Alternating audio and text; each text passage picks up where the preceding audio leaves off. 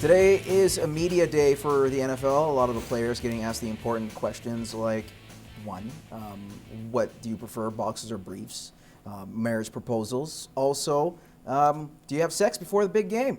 Well, whatever it is, they're definitely useless questions, but here we got something positive. I'm going to start with you, Ryan, and I want to talk about this matchup that you have. You have a defense that has been immaculate on Denver's side, and then you have a guy like Cam Newton, who has been a Superman. Well, he is Superman. Let's just face it. That's what he is in that position.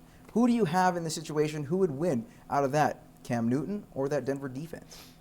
I think it'll be a very close game. My heart wants to go with Denver because I like Peyton Manning.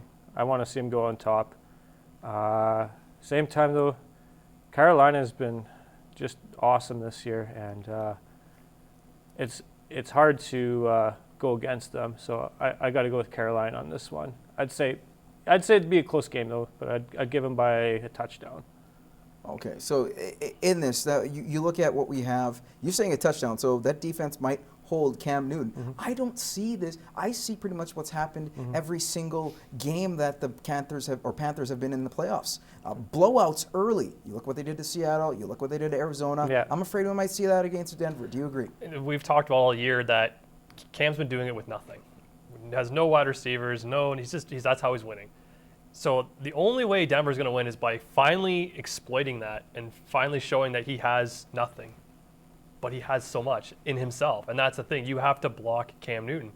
Running, throwing, he can do everything. When you open that up to your offense, Denver hasn't played a quarterback like this yet this year, or anybody. This is the elite quarterback of this season. When we look back on 2015-16, we're going to think of Cam Newton, the year of him coming out. I don't think they can stop him. There's Really? so much that Cam Newton can do. What about the other end, though? On the defense side, I do believe Denver can slow things down. I don't think we're going to have a 31-point blowout. If not, all of you guys get out of my house by halftime. I don't see that happening, but I do see it being probably greater than a touchdown.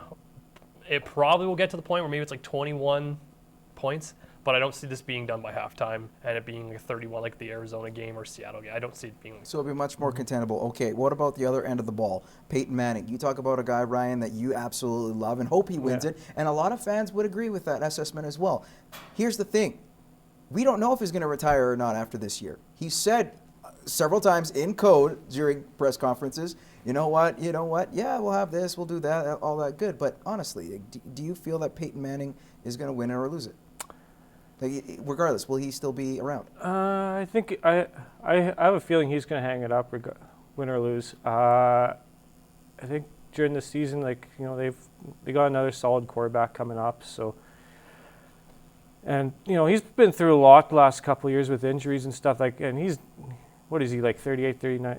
He's about 38. He's 38. Yeah, so I think win or lose, I think this is it for him.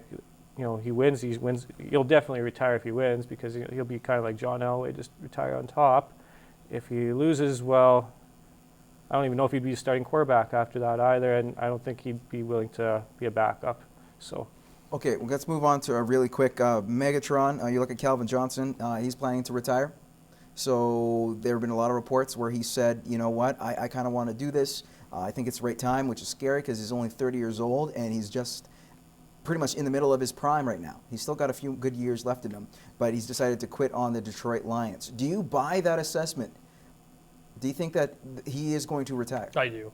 He's banged up, and this comes from a guy who's had him every year in fantasy for the last 3-4 years. He's always hurt, and it's just the reality of it. He's so banged up. His ankles hurt, his body hurts. It's not just one injury, it's a bunch of injuries, and he's Calvin Johnson. That's the problem. He's a big guy. He's always the main threat, and he's getting targeted all the time. So I actually do believe he's probably done. I can't see him coming back, especially Detroit's not a contender.